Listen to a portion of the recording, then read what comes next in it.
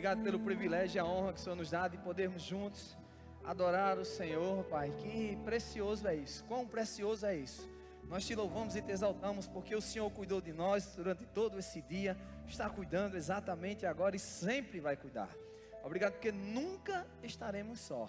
Nós te damos honra, glória e louvor porque temos o privilégio de ouvirmos a Tua palavra e nós abrimos o nosso coração, Pai, para recebermos tudo aquilo que o Senhor tem para nós. Fala conosco, mexe com a gente, faça segundo o Teu querer e não o nosso. Nosso querer é nos expormos à Tua palavra, mas o Senhor, Pai, tem primazia na nossa vida, então faça como queres, Senhor, em nome de Jesus, amém. Fala com o irmão que está do teu lado, diga para ele, shalom, meu irmão, a glória a Deus, grupo de música, obrigado, aleluia, boa noite, graça e paz, a glória, feriado bom, maravilhoso, muita gente descansou, outros trabalharam, bastante, mas enfim, cada um faz suas escolhas. Não, mas é porque meu cunhado provavelmente estava no sítio trabalhando. Acertei não? Eita, cabra corajoso. Então, gente, boa noite, graça e paz, amém? Coisa boa estarmos juntos aqui. Eu tenho uma palavra que está no meu coração. De fato, eu buscava ao Senhor para saber os detalhes sobre ela. E a mensagem de hoje, ela está baseada em um tema de um livro que eu quero indicar para você, que é Uma Vida em Chamas, de Rick Renner, ok? Então o tema da mensagem hoje é Uma Vida em Chamas, amém? Quero trazer um pouco sobre isso para você. Evangelho de João, por favor, capítulo 16, versículo 33, glória a Deus. Evangelho de João, capítulo 16, verso 33, tem uma verdade poderosa. Existem pregadores que acham que isso foi uma promessa, parece ser uma promessa de Deus, que a Bíblia diz assim: estas coisas vos tenho dito para que tenhais paz em mim. No mundo passais por aflições, mas tende bom ânimo, eu venci o mundo. Na versão A Mensagem diz assim: neste mundo mal vocês sempre terão dificuldades, mas fiquem firmes, eu venci o mundo. A gente sabe que na nossa vida, nosso dia a dia, nossa vida ela está constantemente sendo, vamos dizer assim, bombardeada por desafios, bombardeada por circunstâncias, ou até mesmo, não vou nem chamar bombardeada, mas vez por outra, nós temos algumas dificuldades, né? Acho que todo mundo tem dificuldade aqui, né? Está escrito, Jesus foi quem falou essas palavras aí, que nós iríamos ter essas situações onde nós teríamos problemas, e é verdade, todos nós temos problemas, onde nós, quer seja na nossa casa, no trabalho, onde nós estivermos, problemas sempre vão existir, mas graças a Deus que as Escrituras nos dão solução para passar pelo problema e vencer. Não é só passar, porque às vezes a gente passa e passa como derrotado. Então a gente, no final, ou quando se depara dele, nós nos rendemos em vez de usar esse problema como um trampolim ou como um degrau para crescer mais.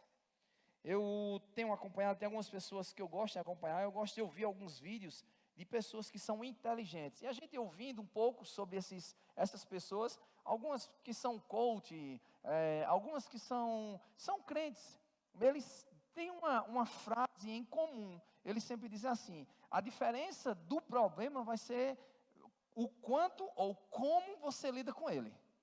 Se eu me rendo para o problema, se eu simplesmente baixo minhas armas, eu vou ser vencido, eu vou ser sucumbido.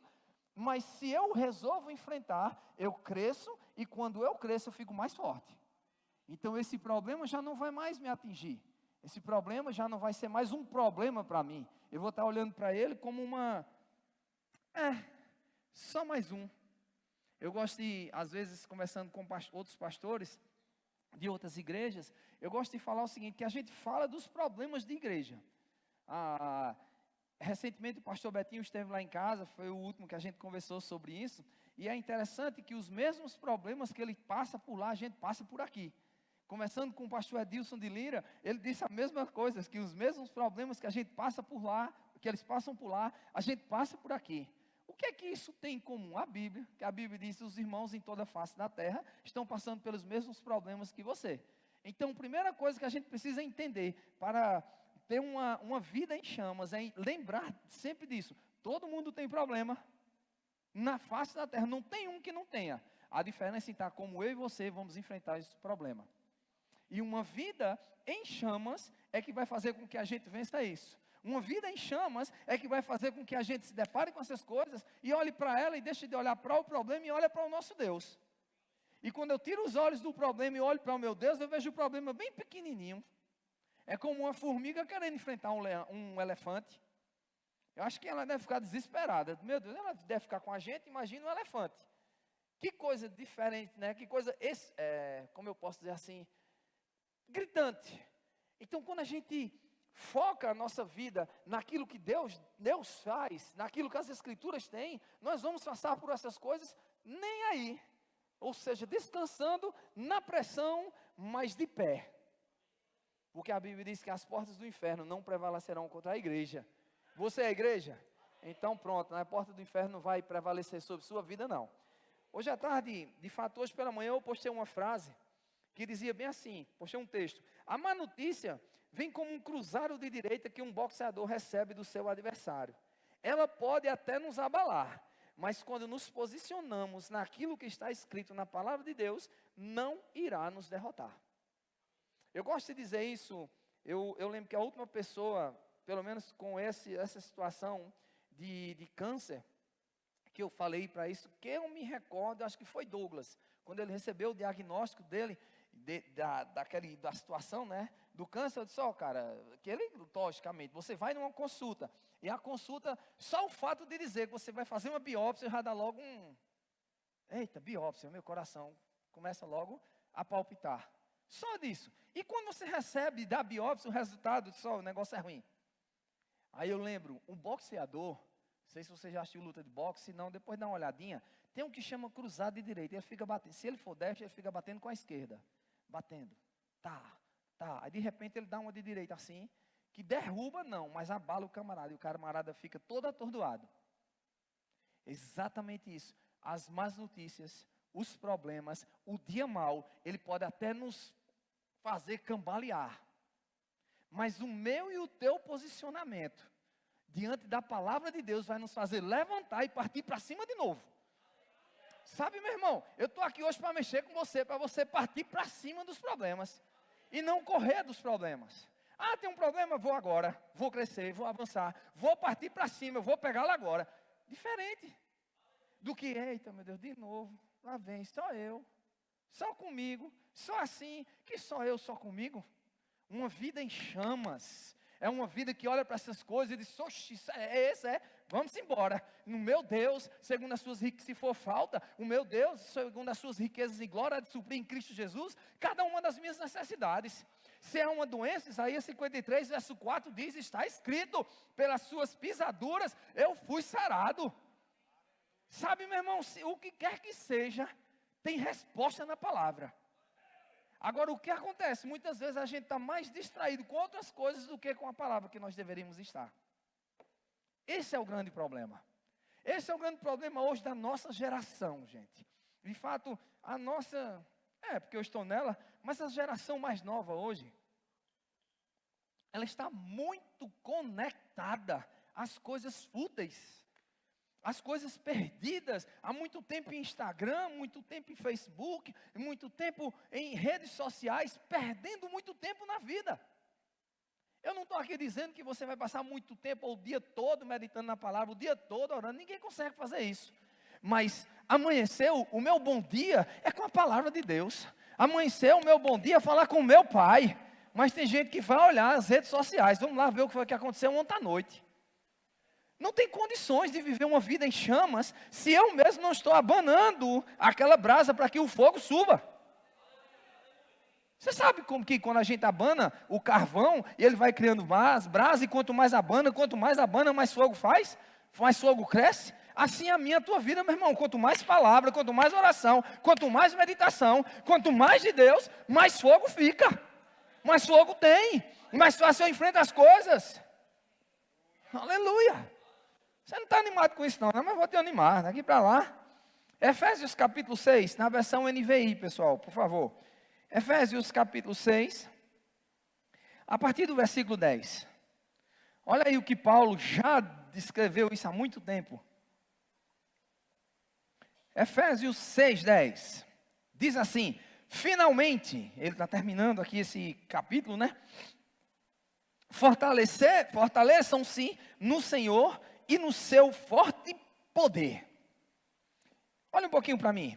Ontem à noite eu estava lendo um livro do irmão Reagan, O Extraordinário Crescimento da Fé. Acho que é esse o título do livro. E nesse título do livro ele fala que o poder de Deus, ele está tão disponível quanto essa energia está disponível naquela tomada. Tem energia correndo aqui o tempo todo. Agora eu só utilizo se eu, de alguma maneira, chegar até ela. O poder de Deus, ele está atuando no nosso meio, em todos os lugares, para aonde quer que vamos, o poder de Deus está em ação. Agora tem algo que tem que mover. Tem alguma coisa que a gente precisa fazer, que é para ativar esse poder, e é através da fé. Se nós não tivermos fé, se nós não crermos que esse poder está em ação, desde Gênesis 1, a Bíblia diz que Deus disse, o Espírito Santo que parava sobre a face da terra começou a agir. E Deus falava, haja luz, e houve luz, haja separação de terras, e houve separação de terra, o poder estava lá. A palavra ativou, a fé ativou. A voz, o nosso coração crendo e saindo da nossa boca, uma confissão de fé vai fazer ativar o poder que está disponível para mim e para você, meu irmão. E deixa eu te dizer uma coisa, que eu tenho vivido isso. Nesses últimos dias, já faz um ano agora, últimos dias, né? Brincadeira, né? Em novembro do ano passado, eu fui despertado para dormir. Oxê é a parte nordestina. Como é que eu sou despertado para dormir? Eu fui despertado para confiar no Senhor, ao ponto de dormir, como Jesus dormiu naquela tempestade que estava lá. Gente, eu vou ser sincero a você, eu sou bom de sono, mas dormi, feito Jesus, num barco que estava afundando, chovendo, eita sono. E eu fui despertado quanto a isso. Eu comecei a trabalhar a minha mente e o meu coração, para que eu não ficasse nervoso, ou preocupado, não é nervoso, é preocupado. Eu comecei a dizer isso na minha mente, recentemente, e tínhamos passado por algumas situações, as coisas da marcha, algumas situações pessoais. A última foi bem interessante. Nós estávamos em casa e Jonathan começou a se queixar de uma dor no estômago, e quando ele começou a se queixar dessa dor, e incomodou, bora para o médico. E a gente levou ele para o mesmo médico, que em novembro do ano passado a gente tinha levado Guilherme. Dezembro, desculpa aí, a mulher é boa de data é ela. Dezembro do ano passado a gente levou o Guilherme, novembro desse ano a gente levou o Jonathan, faz uma endoscopia, bota uma câmera lá dentro, verifica tudo, aí um médico, o ano passado com o Guilherme, o médico fez esse mesmo exame e disse que era esofagite, não é isso? Esse nome aí, esofagite, não, beleza, tudo certo, só que esse ano, quando ele fez o negócio, a endoscopia com o Jonathan, aí liga para a Elisângela, ou fala com a Elisângela lá, a Elisângela liga para mim, amor, que foi? Eles recolheram um negócio lá e vai fazer biópsia. Eu digo, oxê. Aí o diabo, biópsia? Sinônimo de quê? Digo, de nada. Você pensou em câncer? Para mim foi sinônimo de nada. Quando ele disse isso, quando a Elisângela falou isso para mim, e que o diabo veio com essa sugestão, biópsia é sinônimo de quê? Eu digo, de nada. Não tem nada, não vai ter nada. Aí a Elisângela, tem que fazer a biópsia, Eu digo, vamos lá, à tarde, não foi? À tarde a gente vai lá, porque tem que voltar, porque o médico tem que fazer a consulta. E estava lá aquele negócio, aquela pressão e o diabo na minha mente. Jogando a bomba na minha mente, eu lá. Tem menino, quando a gente quer falar e ficava assim, lá, não é assim? Pronto, estava eu desse jeito. Eu sei que quando a gente senta no balcão, aí eu disse, tá bom minha filha, quanto é o preço dessa biópsia? 300 e tantos reais. Só faz aqui. Deixa eu ligar aqui para uma pessoa, porque eu conheço um outro laboratório, ver se faz, tal, e eu ali mandando mensagem para a pessoa, e estava tudo certo, vamos fazer a biópsia, tranquilo. Aí, antes de eu dizer que ia fazer ou não, a própria secretária disse, não faz não, rapaz, vai para a consulta. Olha que diabo nojento. Vá para a consulta e o médico vai lhe dizer o que é. Aí vai para a consulta, o médico diz que está tudo tranquilo, foi só um esofagite, que ele vai tomar uma pancada de remédio, tem que fazer um regime, e que não sei o que lá, sei que lá, sei que lá, sei que lá. Mais uma vez, o diabo lançou uma mentira. E se eu deixasse ser sucumbido pela mentira dele, eu teria entrado em pânico. Quando a gente escuta biópsia, uau, o que é isso? É uma suspeita. Após eu parei de chamar de suspeita. Eu comecei a chamar de nada. Má notícia, meu irmão, para mim e para você não é nada diante do nosso Deus. Coisas que venham a ressoar nos nossos ouvidos, a chegar no nosso ouvido, na nossa mente. Cuidado, que é o diabo muitas vezes querendo fazer a bagunça. Ele é craque em fazer bagunça. Mas quando eu tenho uma vida em chamas, meu irmão, quando eu olho para essas coisas, quando as pressões vêm, quando as más notícias vêm, eu digo, isso não é nada. Mais uma vez eu venci ali, eu vou vencer aqui. Davi, quando foi enfrentar Golias, disse, rapaz, eu já enfrentei o urso, já enfrentei o leão. Quem é esse circunciso? Experiências com o Senhor, escuta isso, vai salvar a tua vida. Experiências com o Senhor vai te tornar um gigante. Sabe o que tornou Davi maior do que Golias? Não foi em altura, você sabe muito bem. Maior no sentido de ganhar, de vencer. Experiências. Confiança em Deus. Meu irmão, vamos lá.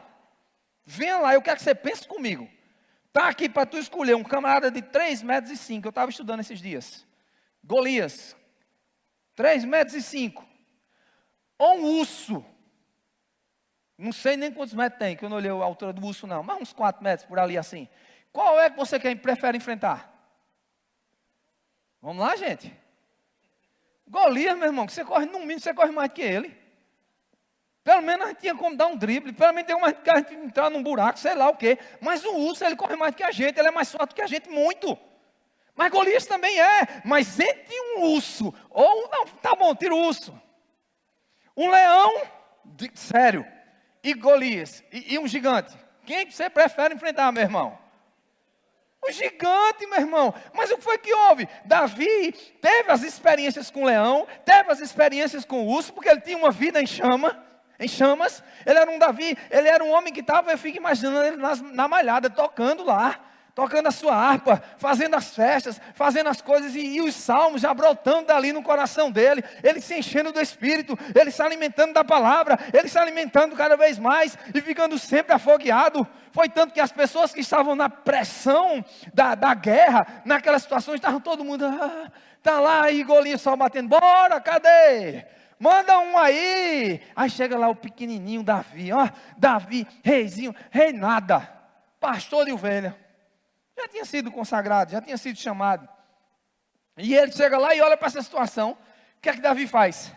Quem é esse circunciso?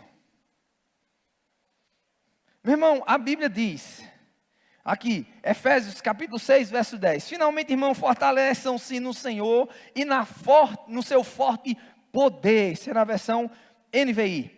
Vistam toda a armadura de Deus para poder ficar firmes contra as ciladas do diabo, pois a nossa luta, ela não é contra seres humanos, mas contra os poderosos, ou os poderes e autoridades, contra os dominadores desse mundo de trevas, contra as forças espirituais do mal nas regiões celestiais. Verso 13. Por isso, vistam toda a armadura de Deus, para que possais resistir no dia mau. E não para aqui o versículo. E permanecer inabaláveis depois de terem feito tudo. A condição que Paulo está nos dizendo, ei, preste atenção. O dia mau vem. Agora, se você se reveste da palavra, se você está preparado para ele, vai vir um dia mau. Vai, para todo mundo vem. Mas eu vou estar de pé. Eu vou estar firme. Eu vou estar olhando para cima, venci essa, vou vencer a próxima, e vencer a próxima, vencerei a próxima, e terei a próxima, e assim vai. Uma vida em chamas, meu irmão, é uma vida que está cheia da palavra. Josué capítulo 1, verso 8. A Bíblia diz o quê? Na versão NVI, não deixe de falar desse livro da lei, medita nessas palavras de dia e de noite. Medita nela, para quê? Para que você cumpra fielmente tudo que nela está escrito. Só então os seus caminhos prosperarão e você será bem sucedido. Em Salmos 1, ele fala da mesma coisa. Medita nessa palavra, de dia e de noite. Se você meditar, se eu e você meditarmos, nós seremos bem-sucedidos em tudo o que nós fizermos. O que você está fazendo com a palavra, meu irmão? Ela está sendo mesmo o teu estilo de vida? Está sendo o teu manual de vida? Essa palavra tem sido mesmo o teu, vamos dizer assim, a tua base? Dá uma olhadinha nos relatórios que os celulares demonstram hoje, de tempo de acesso aos aplicativos. Olha lá, e mede o tempo que você gastou. Porque a gente tinha desculpa de dizer que não tinha tempo. Mas agora os nossos aplicativos estão nos denunciando. Você tem tempo. Só está sendo mal utilizado. Uma vida em chamas é ter uma vida cheia da palavra. Jesus, quando ele foi tentado, Jesus sempre respondia com a palavra. Está escrito. Lucas 4 fala sobre isso. Olha, transforma essas pedras em pão. Nem só de pão viverá o homem, mas de toda palavra que procede da boca de Deus. Olha, salta daqui. Ei, ó Senhor Deus, não tentarás. Ele estava sempre pronto com a palavra. Ele estava pronto para falar. Quem tem uma vida em chamas está sempre pronto para se deparar com as coisas e dizer, não, mas está escrito assim. Ah, mas é por causa disso. Mas está assim. A Bíblia diz. A Bíblia diz. Outra coisa de quem tem uma vida em chamas. Quem tem uma vida em chamas é uma pessoa que tem uma vida de oração, meu irmão. Eu acho interessante, eu marquei aqui pelo menos 3 passagens do nosso Senhor Jesus. Mateus 14, verso 23, a Bíblia diz assim, eu vou ler bem rápido para você. Tendo despedido a multidão, subiu sozinho a um monte para orar. Jesus, viu? E termina mais assim, ao anoitecer, ele estava ali sozinho. Marcos 1:35, preste atenção nisso, olha o que Jesus diz. De madrugada, quando ainda estava escuro, Jesus levantou-se, saiu de casa e foi para um lugar deserto, onde ficou orando.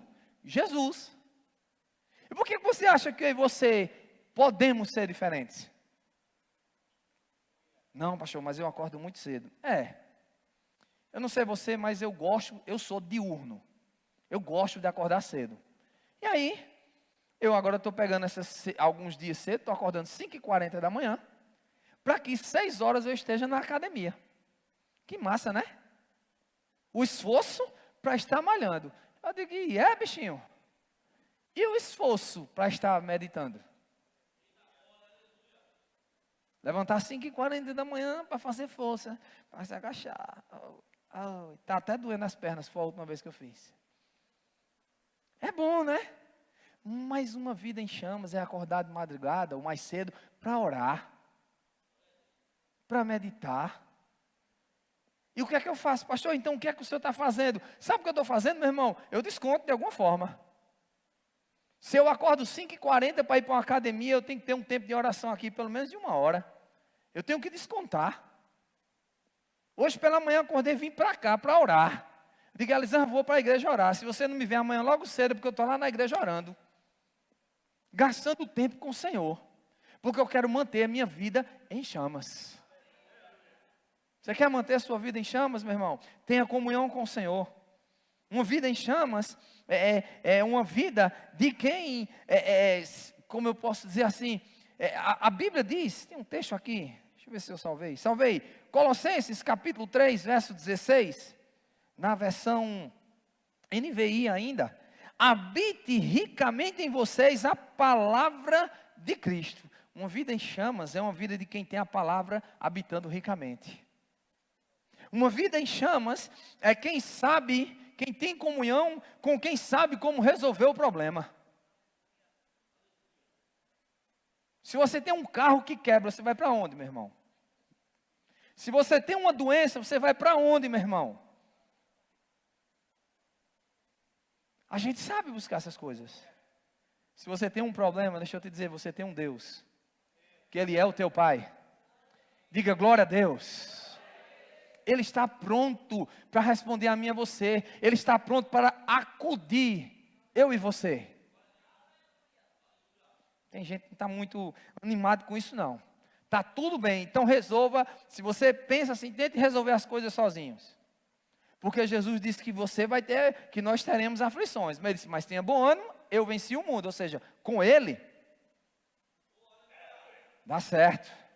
Com Ele a gente vence. Com Ele vai dar certo. Com Ele não interessa o que é. Não interessa o que está na minha ou na tua frente. Com Ele é diferente.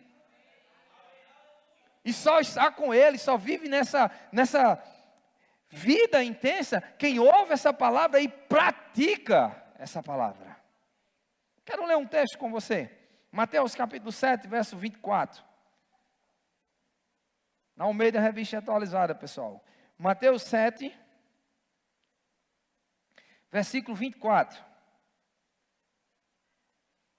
Vamos ler juntos. Joga ali, pessoal.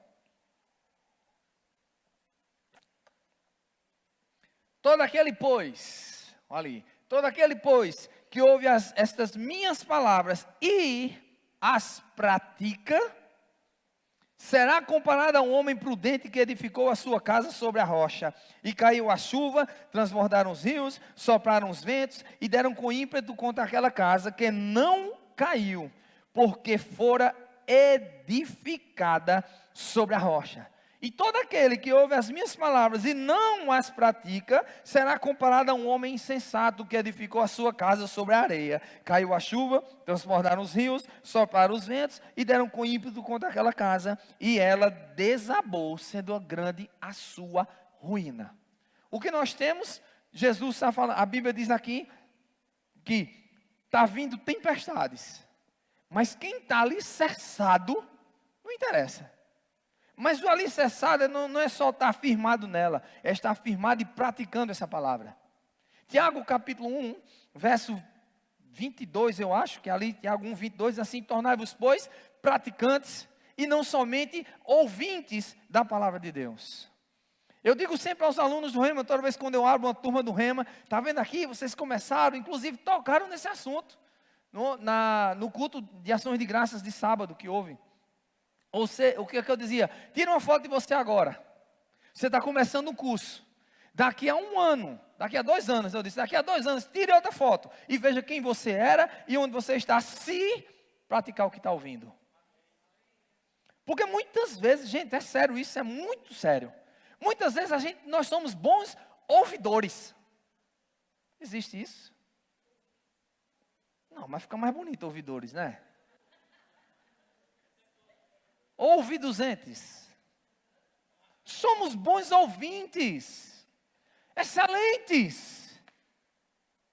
Talvez, às vezes, conhecemos e citamos as Escrituras com tanta prática, com tanta facilidade.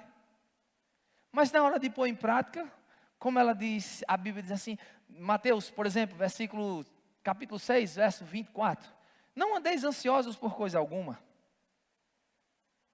Aí a gente fica como? Preocupado. Ai, eu estou tão preocupado. Minha vida está tão cheia de coisa. Aí lá em Filipenses, a Bíblia diz, não andeis ansiosos por coisa alguma. De novo, a mesma palavra está dizendo, não anda ansioso. E a gente não pode passar por alguma coisinha, uma situação qualquer que seja, por menor que seja. Desespero bate. Isso é não ser praticante da palavra.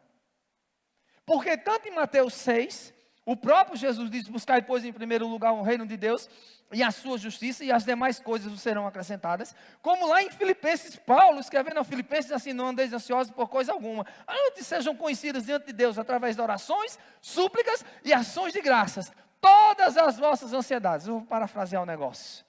Todos os teus problemas, todas as suas broncas, lança sobre ele e descansa. A Bíblia está dizendo, e a paz de Deus, que excede todo entendimento. Alguém falou isso esse final de semana agora, acho que foi o pastor Lucas. A paz de Deus, que excede todo entendimento. Sabe o que é isso, gente? Não é ausência de problema, não é. Com problema eu estou em paz. Quando eu oro, quando eu confio, ou seja, eu pratico essa palavra, eu oro, eu confio, eu descanso. Eu digo, aquieta minha alma, fica quietinha. Tem um Deus que cuida de mim, se aquieta a alma, descansa a alma. A gente precisa dizer à nossa alma, meu irmão, aquieta-te, ouça.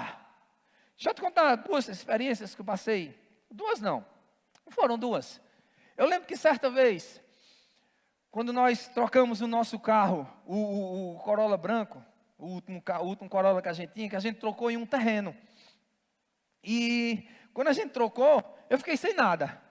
Porque eu tinha o dinheiro que tinha, eu dei o carro, ainda dei o dinheiro. E ainda estou terminando de pagar esse terreno, falta bem pouquinho agora. Mas tinha isso e fiquei sem nada. E eu lembro que eu tinha um compromisso para fazer em Recife. Eu não me lembro o que foi. E até pedi o carro de Kate na época, um Argo vermelhinho que ela tinha. Eu disse, Léo, me empresta, ele com 2 carros. Léo, me empresta, não, era um carro moto, nem me lembro. Você me empresta o carro que eu vou ali.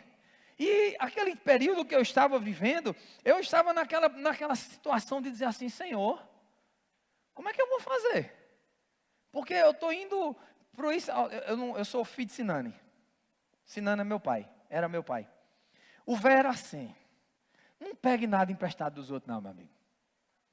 Se você tiver um Fusca, não é um carro, ou um Chevette, que também não é um carro, não é isso, Cláudio? Vá no Fusca, no Chevette, mas não pegue emprestado o Corolla, a BMW, a Hilux, se você achar de carro aí, vá nele, eu sou desse tipo. Aí eu pego o carro do meu irmão. E não, mas tem seguro, vai em paz. Eu sei, mas não é o meu. E eu preocupado, Senhor, eu preciso de um carro. Deixa eu orar ao Senhor, Pai. Se eu pedir só uma coisa, aí exigente, faça a oração e exige. Eu disse, eu quero automático. Fiquei mal acostumado, negocinho de carro mecânico, dá um trabalho, rapaz. Eu orei. E o Senhor mandou a Tracker. Agora, sabe como foi que eu comprei essa Tracker? Estava eu em Recife, trabalhando de forma remota. Um camarada daqui de Arco Verde disse, olha, tem uma Tracker. Tu quer ir buscar? Ela digo, ela está onde? Está ali em Vitória. Vitória não. Vizinho Recife, Moreno. Está ali em Moreno. Ah, tu faz comigo, não foi? Está ali em Moreno. Pastor Welles estava comigo. Estava lá em Recife, estava fazendo alguma coisa com o Gabi, não era? E eu digo, vamos ali comigo? Aonde? Eu digo, buscar um carro.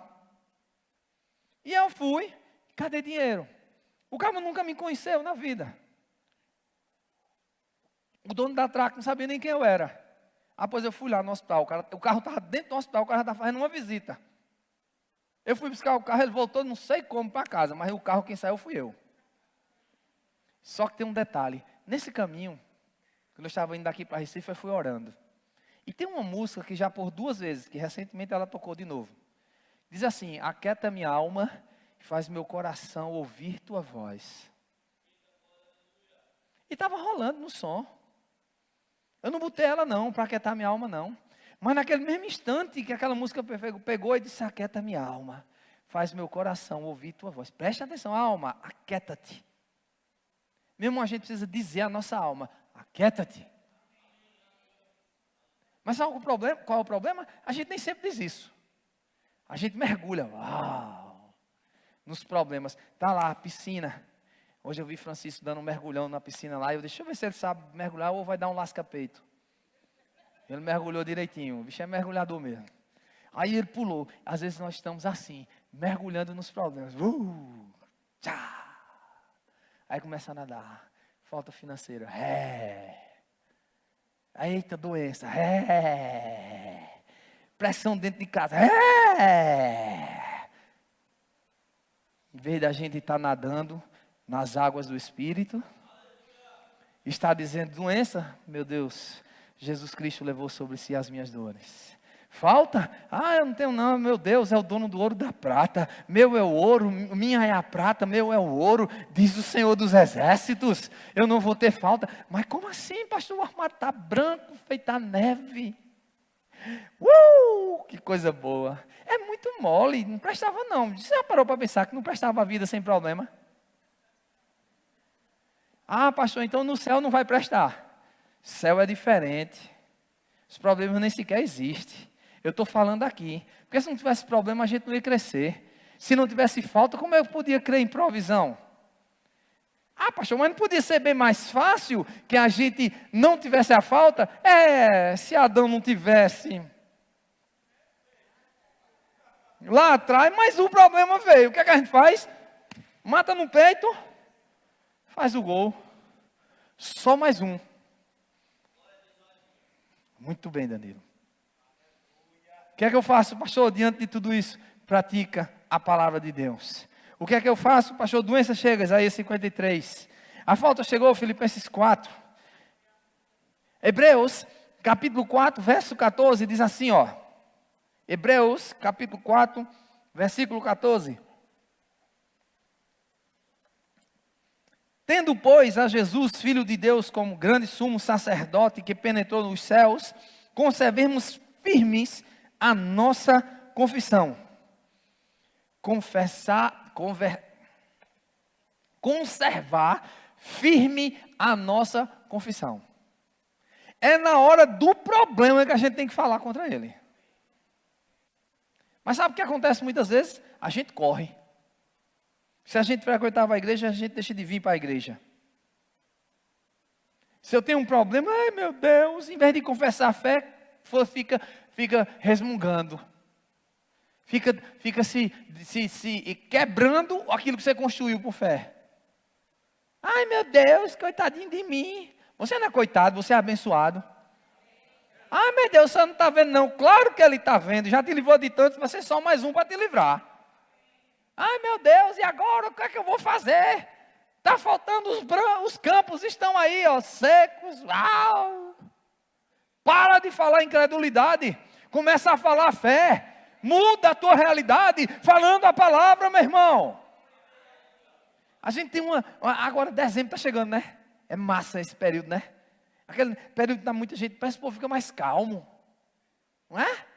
E além de mais, ainda fica começando a fazer planos. Já sei. Em 2026 eu vou mudar. Eu vou confessar e vai acontecer. Não, meu filho, começa em 2025. Porque você vai estar plantando. Quando chegar em 2026, já chegou a colheita. Você não vai passar pelo processo todinho em 2026. Conservemos firmes a nossa confissão, meu irmão. Deus nos deu a palavra dele. E quando ele dá uma palavra, meu irmão, não tem para onde correr, não. Vai se cumprir. Eita glória. Diga, quando Deus diz, se cumpre. Diga de novo, quando Deus diz, se cumpre. Meu irmão, a nossa reação vai fazer a diferença nisso. Josué não. Números capítulo 13. Aqui tem um relato, você sabe muito bem dessa história, eu vou te colocar nela. Deus manda que Moisés envie os espias para a terra prometida. Tinha uma palavra, vá lá espiar, diga a eles que vá olhar a terra a qual eu vos darei. Tem uma palavra de Deus dizendo, eu vou te dar, abençoado. Aí vai lá e se envolve no meio dos problemas, em vez de ficar com o que Deus diz. Sabe, eu aprendi isso, gente. Que quando nós estamos enfrentando as situações, não pense que o diabo vai bater palma. E vai dizer, muito bem, é isso mesmo, confessa a palavra, vai acontecer. Você está de parabéns. Ele vai fazer com que nós desanimemos. Estou dizendo isso que eu estou falando para você. Foi bom, não foi a marcha? Gostou? Pois é, o diabo já está ficando com raiva. Já está aprontando. Eu sabia que ele ia aprontar. Só que a minha oração no começo foi dizendo, diabo, tu pode ficar estripulando aí, pipocando, pode criar, sei lá, roncha quando estiver preocupado, aquelas coisas que dá quem fica preocupado, pode estourar pelas costas, eu não estou nem aí para você. Você com raiva ou não, eu parto para cima. Ele não vai ficar quieto quando nós nos posicionamos não, meu irmão. Ele vai se levantar, fazer aquelas palavras, uau! E aí, ele vai fazer o quê? É isso, é? Ah não, o que é, menino? O que é que tu quer, incircunciso? Josué, olha para isso, olha o que o texto diz. Relataram a Moisés e disseram, os espias, fomos à terra que enviaste, e verdadeiramente mana leite e mel. Esse é o fruto dela, está aqui. Ou seja, o que Deus disse, era verdade. Verso 28, o povo, porém, que habita nessa terra é poderoso e as cidades muito grandes e fortalecidas. Glória a Deus, uma terra boa. Pessoas que irão nos servir. Se eles olhassem com o olhar de Deus, seria fácil. Nós vamos derrotá-lo, como Davi viu Golias e derrotou Golias. Aleluia. Verso 29. Os amalequitas habitam na terra do Neguebe. Os heteus, os jebuseus, os amorreus habitam na montanha. Os cananeus habitam ao pé do mar e pela ribeira do Jordão. Então Caleb fez calar o povo perante Moisés e disse: Eia! Para de olhar para o natural e olha para o que Deus diz. Atenta para o que Deus falou. Uma vida em chamas, tira os olhos do natural e começa a olhar para aquele que é o autor da vida, que é o Todo-Poderoso, que tem a solução, meu irmão. Isso aí está afogueado. Afogueado, cheio, qualquer coisinha tocou. E o irmão Reagan dá esse exemplo da esponja. Quando ela está cheia de água, você toca na esponja, sabe o que? Água. Quando o diabo tocar na gente, vai ter que sair palavra. Que negócio, isso é para cachorro com medo. Nós não somos cachorros não, nós somos filhos de Deus. Raça eleita, sacerdócio real, nação santa, povo de propriedade exclusiva de Deus. Isso é quem somos. Para de olhar para as coisas como sendo um pequeno.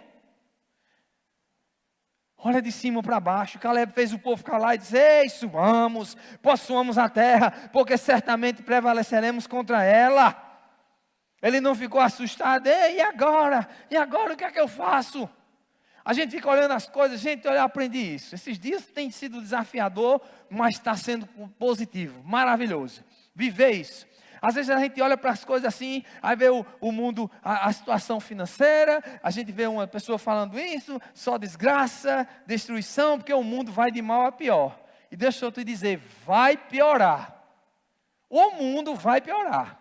Agora a minha e a tua vida, quem vai decidir se vai piorar ou melhorar, somos nós. Você podia fazer uma confissão comigo? Eu fiz essa confissão.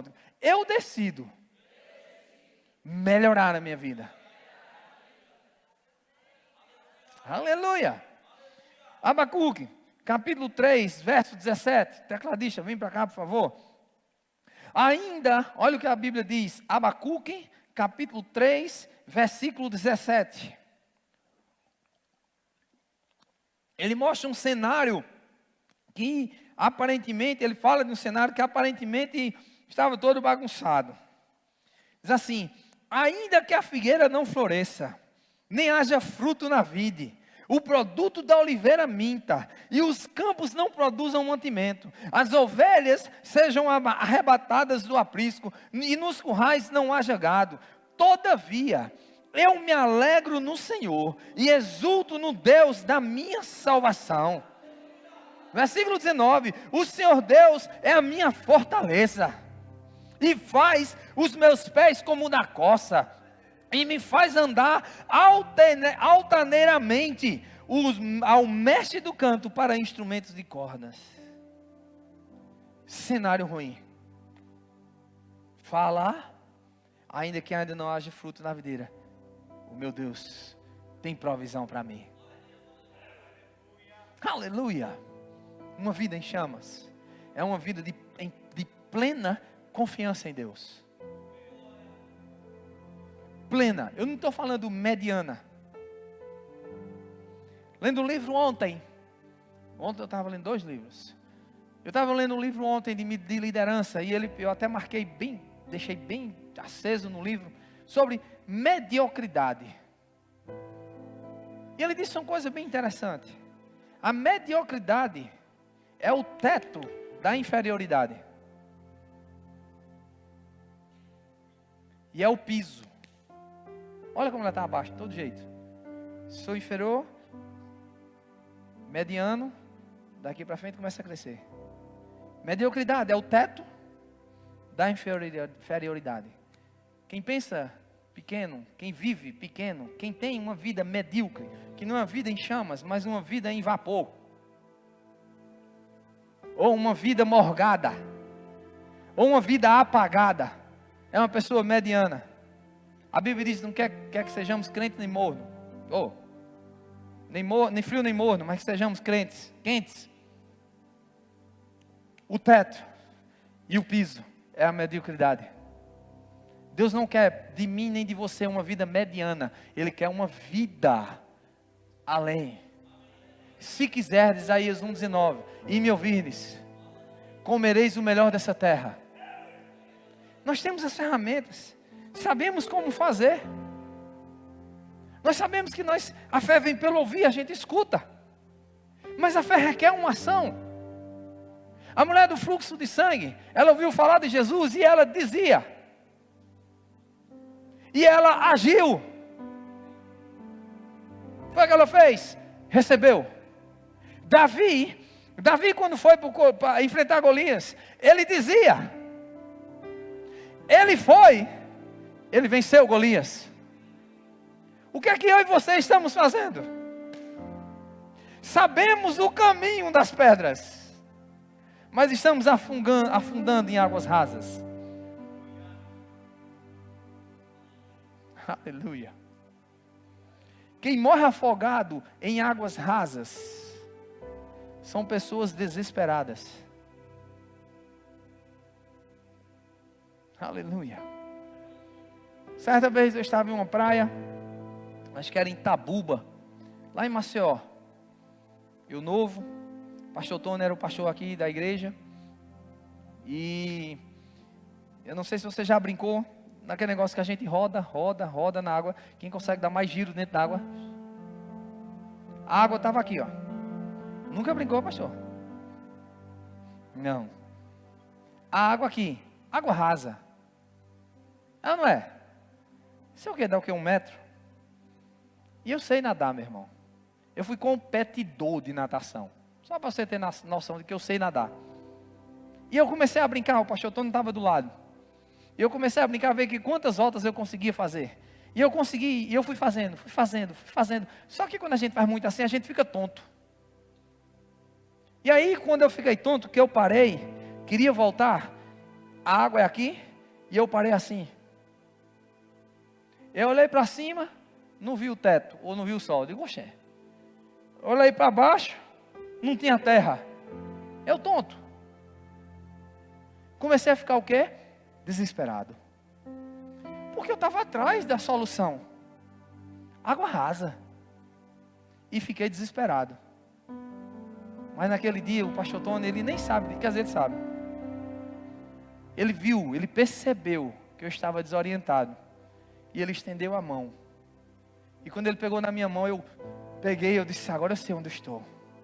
Meu irmão, quando nós estivermos nos afogando em águas rasas, ou seja, problemas pequenos, tem uma música, né, que diz, segura na mão de Deus, segura na mão de Deus, pois ela te sustentará. Não temas, segue adiante e não olhes para trás. Segura na mão de Deus e vá. Foi boa, não foi? Show de bola. Meu irmão, a gente precisa ter essa confiança que há um Deus, que Ele é a nossa fortaleza, é o nosso socorro bem presente na hora da angústia. O salmista, Salmo 27, eu quero abrir aqui e ler com você, eu já estou encerrando. Salmo 27, a partir do versículo 1, diz assim, eu vou ler na NVI. Salmo 27, 1, diz assim, o Senhor é a minha luz e a minha salvação, de quem terei temor? Aleluia. O Senhor é o meu forte refúgio, de quem terei medo? Quando os homens maus avançarem contra mim para destruir-me, eles, meus inimigos e meus adversários, é que tropeçarão e cairão. Versículo 3. Ainda que um exército se acampe contra mim, o meu coração não temerá. Ainda que declare guerra contra mim, mesmo assim estarei confiante. Meu irmão, isso é um salmista, do homem lá na antiga aliança.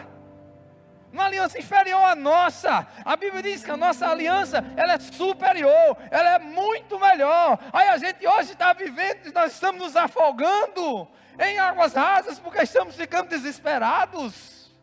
Não temas, não temas, 365 vezes, não temas. E diz: não temas, eu sou contigo. Não temas, eu sou teu refúgio. Não temas, eu estou perto de você, eu estou cuidando de você.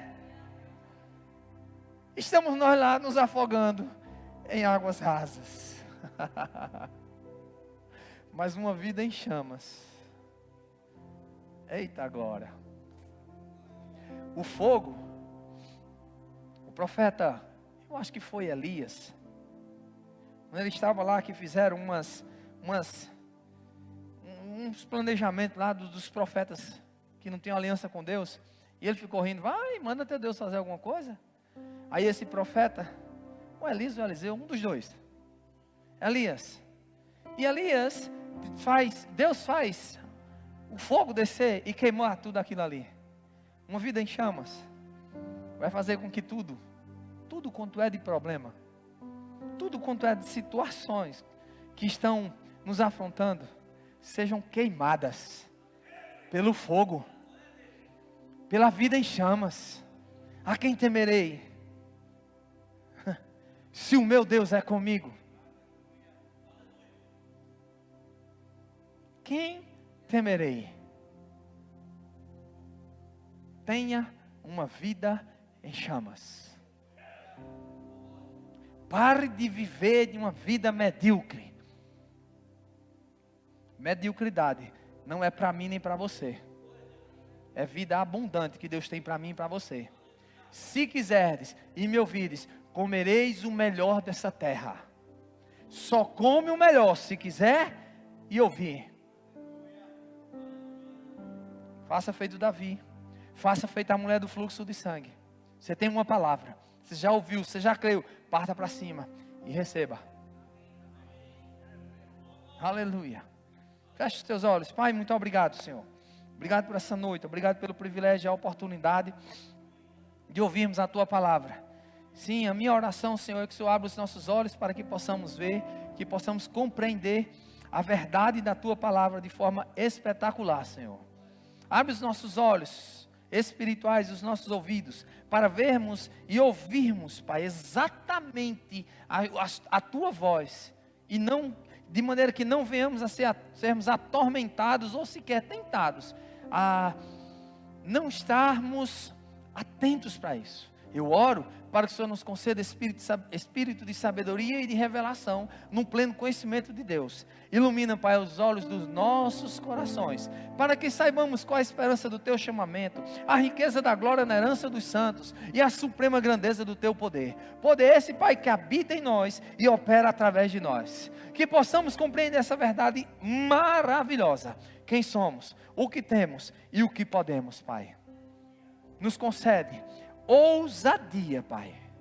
Ainda que estejamos diante de várias situações, que meus irmãos estejam diante de situações, pressões grandes, nos concede ousadia para enfrentá-las, Senhor. Nós vamos enfrentá-las, e assim como Davi foi vencedor, nós seremos. Assim como aquela mulher no fluxo de sangue, ela alcançou o que estava crendo, nós iremos alcançar. Assim como Jesus cumpriu na íntegra, Pai, todas as coisas, porque confiava em Ti, nós também queremos e vamos, Pai, confiando em Ti, vencer todas as coisas. Abre os nossos olhos, Pai, aquece aquele que está frio. Dá força ao fraco, vigor ao cansado, sabedoria ao que não tem. Em nome de Jesus. Em nome de Jesus. Para a glória de Deus, Pai. Eu não vou fazer apelo, estou vendo que todos são de casa. Eu quero fazer indicações para você. Está aqui o livro, Uma Vida em Chamas. Vai ser o próximo livro que eu vou ler, vai ser esse. Eu vi o apóstolo Guto comentando sobre ele. Livro maravilhoso, tem um testemunho aqui de Rick Renner, que eu não vou contar para você ler o livro para descobrir. Muito poderoso, é onde Rick Renner... Não, vou contar não. Você compre o livro e descubra esse testemunho maravilhoso. Mas pastor, é muito grosso o livro. O que é que tem? A gente não come feijoada?